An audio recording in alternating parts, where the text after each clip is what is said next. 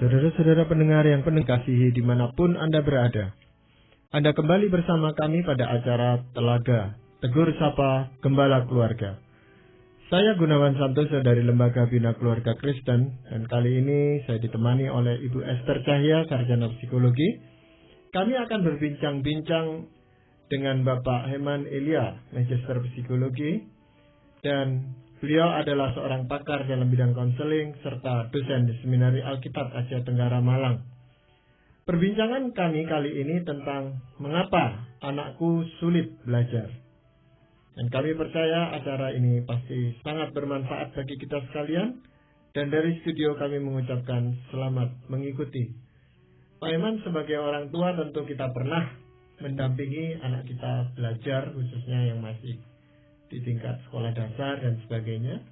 Dan itu bukan suatu kegiatan yang menyenangkan. Kadang-kadang kita juga jengkel itu. Anak yang sudah diberikan soal, dilatih, didampingi, ternyata hasil ulangannya juga masih jelek gitu Pak Iman. Nah sebenarnya apa yang membuat anak itu sulit belajar, di samping kita melihat ada anak-anak lain yang ya belajar sebentar gitu sudah bisa menguasai. Secara singkat, saya ingin mengemukakan beberapa faktor yang menyebabkan anak sulit belajar. Yang pertama yaitu kemampuan intelektual anak. Ada yang cepat, ada yang lambat. Yang kedua, kesehatan fisik anak. Kalau anaknya lemah, sering sakit, dia juga akan mengalami kesulitan-kesulitan di dalam belajar. Yang ketiga adalah strategi belajar dan kebiasaan belajar. Kebiasaan yang salah itu akan mempengaruhi hasilnya juga yang tidak memuaskan. Yang keempat itu adalah masalah lingkungan belajar. Kalau lingkungannya tidak menyenangkan, maka anak juga akan terganggu belajarnya. Dan yang kelima adalah rasa tanggung jawab anak di dalam belajar. Oh, setelah begitu banyak faktor yang bisa mempengaruhi Pak Iman. Tetapi secara ringkas itu sebenarnya dari sekian banyak faktor itu apa yang paling besar pengaruhnya? Sulit dikatakan ya. Semuanya mempunyai kepentingannya masing-masing. Tetapi di dalam hal intelektual, saya kira itu yang kalau misalnya kita menemukan anak kita sulit belajar, maka itu adalah hal yang pertama yang harus kita periksakan, harus kita cek apakah intelektual anak kita itu memadai atau tidak. Tapi bagaimana kita bisa mengetahui bahwa itu faktor penyebabnya adalah intelektual? Kalau sakit fisik mungkin kita tahu, dadanya panas atau matanya merah gitu. Tapi kalau yang itu bagaimana Pak? Untuk kemampuan intelektualnya, kita bisa membawa anak ke seorang psikolog atau biro konseling untuk memeriksakan anak ini dengan tes inteligensi. Cara lain yang lebih sederhana adalah begini, kita mengamati anak kita ketika anak ini di sekolah yang kurang lebih bobot pelajarannya itu sama, jadi tingkat kesulitan pelajarannya itu kurang lebih sama, dengan mungkin guru yang cara mengajarnya, metodenya kurang lebih sama. Kalau misalnya dia itu pernah mendapatkan prestasi-prestasi yang bagus dan ya di atas rata-rata begitu ya, atau tergolong rata-rata tapi masih baik, dan itu pernah terjadi di dalam satu jangka waktu tertentu, misalnya setengah tahun atau 1 tahun, kemudian untuk saat ini makin merosot. Nah, ini ada kemungkinan bukan faktor intelektual, kemungkinan ya, tetapi faktor yang lain. Biasanya kalau faktor intelektual, ya hasil ini kurang lebih akan sama kalau hanya faktor intelektual saja yang berpengaruh. Nah, ini secara awam kita bisa memperkirakan bahwa tingkat intelektual anak itu cukup baik. Nah, dengan catatan, ada 1-2 catatan lagi tentang kemampuan intelektual ini, kalau anak mengalami masalah yang spesifik di dalam kemampuan yang lebih spesifik di dalam kapasitas intelektualnya, pada awalnya ada kemungkinan anak-anak ini masih bisa mengikuti pelajaran dengan baik, misalnya di kelas 1, kelas 2 SD, karena kita biasanya lebih memperhatikan mereka. Tetapi semakin besar mereka, ketidakmampuan mereka di dalam hal yang spesifik ini semakin menonjol. Ketidakmampuan spesifik ini misalnya konsentrasi yang buruk. Nah, pada waktu kecil kita masih bisa awasi tuh. Mereka belajar, kita betul-betul mengajar mereka. Tetapi ketika pelajaran makin sulit, makin rumit, anak-anak dengan konsentrasi yang buruk akan cenderung mengalami kesulitan yang lebih banyak. Kemudian ada juga anak-anak yang kesulitan di dalam membaca. Masalahnya mereka sulit merangkai kata dan kalimat secara tepat. Ada anak yang kalau dia membaca satu alinea, depannya udah lupa, ingat belakangnya, ingat depannya, belakangnya lupa, dan seterusnya. Ini karena kesulitan di dalam membaca. Kemudian ada juga anak-anak yang kesulitan di dalam koordinasi visual dan motoriknya. Jadi antara mata dengan tangannya dan sebagainya itu tidak terkoordinasi dengan baik. Nah, itu kemungkinan karena anak ini mengalami cacat di bidang koordinasi visual dan motoriknya. Lalu sebagai orang tua, kalau memang ternyata diperiksakan gitu, menemukan anaknya memang punya masalah dalam hal ini, apa yang bisa dilakukan, Pak Herman? Kalau di dalam kemampuan intelektualnya anak ini terbatas, maka yang kita lakukan, kita tidak menyekolahkan dia di sekolah yang tuntutannya terlalu berat. Jadi disesuaikan dengan kemampuan anak ini. Kalau misalnya ada kemampuan spesifik yang terganggu, kita bisa membawa mereka untuk menjalani terapi perilaku. Jadi ada ahli-ahli yang memang dilatih khusus dan mereka mempunyai kemampuan untuk melatih anak-anak ini melalui berbagai pelatihan, misalnya dengan berbagai macam permainan, memasang puzzle, kemudian belajar dengan menyulam dan sebagainya. Banyak permainan yang bisa dipakai untuk mempertinggi kemampuan anak di dalam kecacatan-kecacatan seperti ini. Untuk anak-anak yang seperti itu, apakah mereka harus dipindahkan ke sekolah yang khusus juga begitu, Pak Herman? Yang punya masalah dengan kemampuan-kemampuan itu. Sejauh kapasitas intelektualnya memadai, saya kira anak ini cukup dilatih saja. Misalnya di sore hari dia dibawa terapi seminggu 3 atau 4 kali dan seterusnya. Ya, kalau masalahnya adalah masalah fisik itu tadi yang Pak Herman juga singgung, itu bagaimana, Pak? Masalah fisik contohnya adalah seperti ini, karena banyak orang tua seringkali tidak menyadari hal-hal seperti ini. Orang tua hanya pikir operasinya menurun dan menghukum mereka. Tanpa disadari sebetulnya kita harus cek dulu. Kalau masalah-masalah kesehatan yang gampang dilihat, diidentifikasi, ini sih kita bisa langsung kelihatan ya. Misalnya penyakit asma, tifus, radang paru-paru dalam bentuk misalnya batuk yang nggak sembuh-sembuh, radang tenggorokan, dan sebagainya. Tetapi kita juga harus memperhatikan, hal ini seringkali kurang diperhatikan orang tua, yaitu gangguan penglihatan. Jadi anak kadang-kadang di kelas itu dia kalau lihat papan tulis udah kedip-kedip matanya terus. Nah, ada kemungkinan dia perlu kacamata.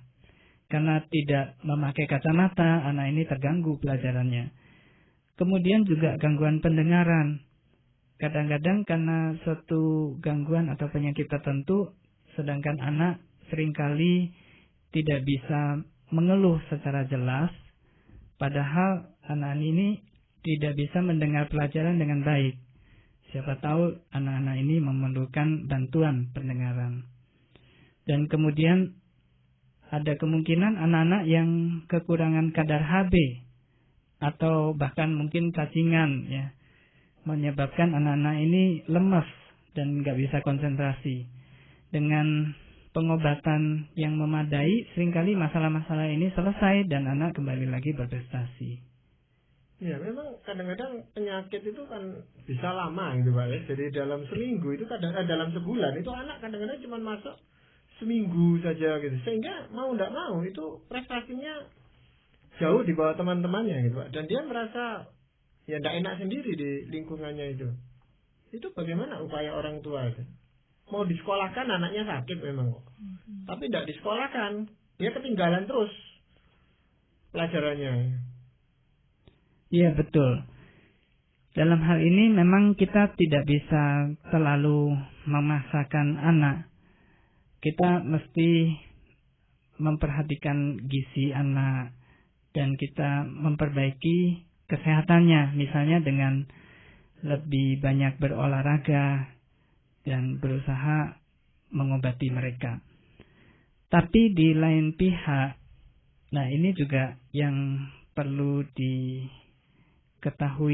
oleh orang tua adalah seperti ini. Kadang-kadang karena anak ini ingin menghindari tanggung jawab ataupun karena dia kurang berminat terhadap pelajaran, kalau dia menghadapi kesulitan di sekolah, maka dia akan melarikannya pada misalnya gangguan fisik dengan keluhan-keluhan fisik, sakit perut dan sebagainya. Nah, kalau ini dia berhasil, dia akan cenderung mengulang dengan lari dari pelajaran sekolahnya dengan keluhan-keluhan fisik. Nah, ini perlu orang tua juga perhatikan. Cuma memang ya kita jangan sampai misalnya anak yang sungguh-sungguh sakit kita anggap dia hanya memanipulasi kita. Atau sebaliknya, manipulasi kita pikir dia sakit sungguh-sungguh sehingga dia selalu bisa lari dari tanggung jawabnya ini. Tadi selain masalah kemampuan intelektual dan kesehatan fisik, Pak Herman juga menyinggung soal kebiasaan belajar. Kebiasaan belajar apa yang biasanya bisa menyebabkan anak mengalami kesulitan belajar, Pak Herman?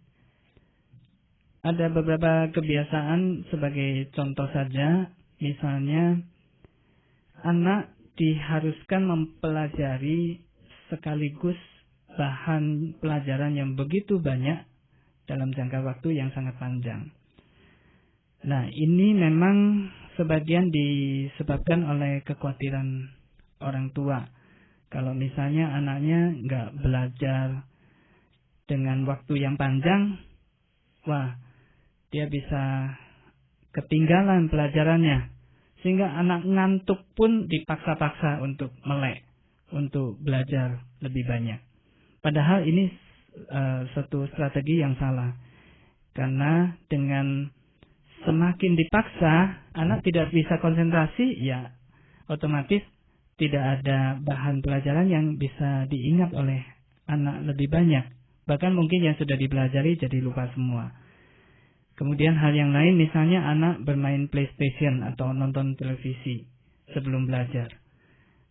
Sedangkan bermain PlayStation dan menonton televisi itu bisa menyedot semangat kita cukup banyak sehingga melelahkan. Anak waktu mau belajar dia sudah lelah dan kehilangan minat. Kemudian lagi misalnya kebiasaan anak tidak pernah rapi mejanya, kemudian ruang belajarnya, dan dia hilangkan buku pelajarannya di mana-mana. Lebih banyak waktu untuk mencari buku pelajarannya daripada waktu belajarnya. Jadi anak di dalam hal ini kita perlu ajarkan juga untuk merapikan kamarnya. Selain juga orang tua sendiri perlu juga merancang atau merapikan rumahnya sehingga anak ini bisa belajar lebih baik. Nah, kemudian ada juga kebiasaan anak yang suka makan nyamil ya. sebentar-sebentar di dalam belajarnya sambil ke sana ke sini, nyamil dan sebagainya. Nah, kebiasaan-kebiasaan ini seharusnya dikurangi. Saya tertarik dengan yang tadi Pak Herman katakan, bermain PlayStation dan menonton televisi. Kadang-kadang ada orang tua yang saking susahnya gitu membujuk anaknya untuk belajar, jadinya sepertinya tawar-tawaran begitu. Lalu anaknya mengatakan, ya saya akan belajar kalau saya dikasih main gitu, atau saya akan belajar kalau saya boleh nonton TV dulu. Sebenarnya ini bagaimana Pak Herman? Saya cenderung mengatakan sebaiknya PlayStation dan nonton TV itu diletakkan sebagai satu reward. Artinya setelah anak belajar, kalau dia mempunyai prestasi yang baik, baru dia boleh menonton TV lebih banyak misalnya atau bermain PlayStation. Dan sebaiknya itu diletakkan di hari-hari yang dimana dia tidak terlalu banyak ulangan dan sebagainya. Salah satu contoh misalnya Sabtu malam. Nah, itu dia bebas misalnya bermain PlayStation dan sebagainya. Kalau dia mempunyai prestasi yang cukup baik. Tapi kalau kita menentukan prestasi yang baik, ini juga jangan membuat anak frustrasi. Anak sama sekali tidak bisa mencapainya sehingga dia nggak peduli lagi dikasih main atau tidak, dan dia melakukan banyak rengekan atau pemberontakan. Nah, ini juga kurang baik. Nah, ini juga akan mengganggu prestasi belajarnya. Jadi sebaiknya diletakkan di kemudian, jangan diletakkan di depan sebelum anak belajar. Sepertinya kehadiran dan kecerdasan orang tua penting sekali di sini ya. Iya, karena betul, kan anak-anak biasanya nggak ada orang tua, mereka main dulu gitu. Betul. Di sini diperlukan ketegasan orang tua. Jangan sampai orang tua tidak tega sama anak. Dan itu justru menyebabkan anaknya semakin tidak berminat untuk belajar. Ya, bicara tentang kebiasaan belajar memang kadang-kadang itu aneh-aneh itu anak-anak itu, Pak. Ada yang pulang sekolah langsung dia belajar dan setelah itu dia nggak belajar lagi. Nah, kemudian memang hasilnya memang ya cukup memuaskan gitu, Pak. Tapi sebagai orang tua kan kita itu maunya dia pulang sekolah istirahat dulu, nanti sore belajar lagi atau malam setelah makan belajar lagi. Nah, polanya dia atur sendiri gitu. Nah, itu bagaimana peran orang tua sebenarnya? Kalau anak bisa mengatur pola belajarnya sendiri, ini sesuatu yang baik sekali. Dan kita hanya perlu cek apakah anak masih bisa mempertahankan prestasinya, dan kemudian apakah anak sudah berusaha maksimal di dalam mencapai prestasinya ini. Jadi masalah dia nggak tidur siang atau tidur siang, itu sebetulnya orang tua tidak perlu terlalu banyak mengatur kalau anak bisa mengaturnya sendiri. Kecuali kalau misalnya anak tidak disiplin. Nah, kita harus membantu mendisiplin anak di dalam hal belajar. Jadi memang setiap anak betul ada polanya masing-masing. Ada yang bisa atau bahkan harus dengan musik begitu sambil belajar. Ada yang maunya tenang sekali, tidak ada suara sedikit pun. Itu memang cara-cara yang berbeda-beda bagi setiap anak. Nah, di sini kita perhatikan aja tentang rasa tanggung jawab anak itu. Kalau anaknya itu bertanggung jawab, nah ini orang tua akan dengan lega hati ya, lebih banyak memberikan tanggung jawab dan beban itu kepada anak. Ya, tetapi saya khususnya dia sebagai orang tua itu kadang-kadang merasa tidak pas gitu polanya, Pak. Ya seperti tadi Pak Herman singgung dengan musik gitu. Itu dia pakai headphone memang tidak mengganggu orang lain, dan saya tahu itu musik yang cukup keras gitu yang dia bunyikan itu. Dan itu dilakukan sambil belajar. Saya tidak bisa mengerti bagaimana sambil mendengarkan musik yang sekeras itu dia berkata dia bisa belajar. Iya, memang seringkali kita belajar itu dengan gaya kita, sehingga kita tidak bisa membayangkan kenapa anak kita bisa dengan gaya yang berbeda dari kita. Memang seperti itu. Tetapi kalau kita lihat aja hasilnya ya. Kalau misalnya hasilnya masih cukup memadai, kenapa tidak? Ya, dan pengaruh lingkungan itu seberapa besar, Pak, terhadap keberhasilan seseorang anak di dalam belajar? Saya kira besar sekali ya pengaruh lingkungan ini. Umumnya hanya anak-anak tertentu yang tidak terpengaruh. Suasana rumah yang semrawut dan tidak rapi ini membuat anak kesulitan di dalam belajar. Kemudian rumah yang dipenuhi oleh kebisingan, misalnya suara musik, motor, dan sebagainya. Nah, sekali lagi kecuali anak-anak tertentu. Dan kemudian orang tua yang bertengkar. Orang tua tidak harmonis. Ini banyak sekali membuat prestasi anak merosot. Kemudian juga lingkungan, tetangga-tetangga dan teman-teman. Banyak teman-teman yang suka datang mengajak anak kita bermain. Nah, ini akan mengganggu. Kemudian juga kakak atau adik dari anak yang bersangkutan suka mengganggu dan sebagainya. Ini juga harus dicegah. Kemudian faktor ini cukup penting. Guru itu faktor yang penting. Guru yang baik itu akan membangkitkan minat belajar sehingga membuat prestasi anak meningkat. Dan sebaliknya, guru seringkali menjadi faktor yang melemahkan semangat belajar anak. Ini beberapa hal dari lingkungan belajar yang mempengaruhi prestasi anak. Rasanya ada beberapa hal yang bisa dipersiapkan oleh orang tua gitu Pak ya untuk masalah lingkungan ini. Tetapi kan kadang-kadang ada kondisi-kondisi tertentu yang nggak memungkinkan gitu, yang menyebabkan lingkungan belajar ini juga jadi tidak memadai. Misalnya seperti tadi faktor guru, faktor tetangga, kan hal-hal yang tidak selalu bisa kita cegah sedemikian rupa. Menurut Pak Heman bagaimana mengatasi hal ini? Kalau soal teman, kita tetapkan saja jam di mana anak boleh terima tamu dan tidak. Anak seringkali nggak tega, juga nggak bisa tegas. Jadi orang tua yang membantu. Kadang-kadang ya orang tua jadi kambing hitam sementara. Tapi saya kira pada usia anak yang masih sangat muda, kita perlu bantu mereka. Sambil orang tua juga mengajarkan kepada anak untuk mengatakan tidak kepada teman-temannya.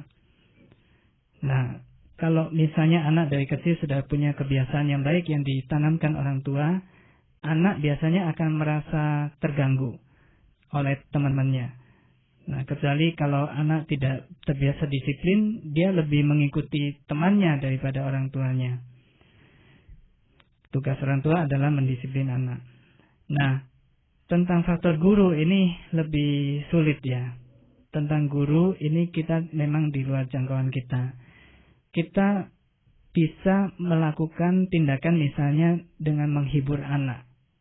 Ketika kita melihat tindakan guru atau cara mengajar guru tidak sepatutnya begitu. Jadi kita menguatkan anak dan semangat belajarnya. Menceritakan misalnya, Papa atau Mama dulu juga pernah mengalami seperti ini. Kan kita juga pernah punya guru-guru yang tidak disukai. Dan kita ceritakan kegagalan kita juga dan juga keberhasilan kita mengatasi perasaan-perasaan tidak suka terhadap guru. Kemudian juga kita bisa membantu anak untuk mencari strategi belajar yang baik. Selain itu, orang tua juga bisa bertindak sebagai guru. Misalnya dengan mencarikan buku-buku yang menarik menurut pelajaran dari anak yang bersangkutan. Buku-buku pengetahuan, buku cerita yang ada sangkut pautnya dengan pelajaran anak. Banyak buku-buku yang baik misalnya tentang sejarah dan sebagainya di dalam bentuk cerita yang menarik saat ini. Nah, itu bisa membantu anak. Ya, ada kekhawatiran sebagian orang tua itu tidak mau terlalu jauh mencampuri pelajaran anaknya atau cara mengajar pada anaknya, karena kadang-kadang itu bertentangan dengan cara guru itu mengajarkannya gitu Pak. Nah, itu orang tua jadi yang ngambil gampangnya itu katakan dilaskan atau pelajaran tambahan gitu aja. Tapi dia sendiri tidak akan terlibat dalam mendampingi anaknya belajar gitu? Ini kesulitan yang luar biasa saya tahu dan tidak mudah diatasi. Les itu salah satu cara, tetapi kita juga perlu mencegah jangan sampai les itu sebagai pelarian dari rasa tanggung jawab anak dan orang tua. Jadi tetap anak itu sendiri harus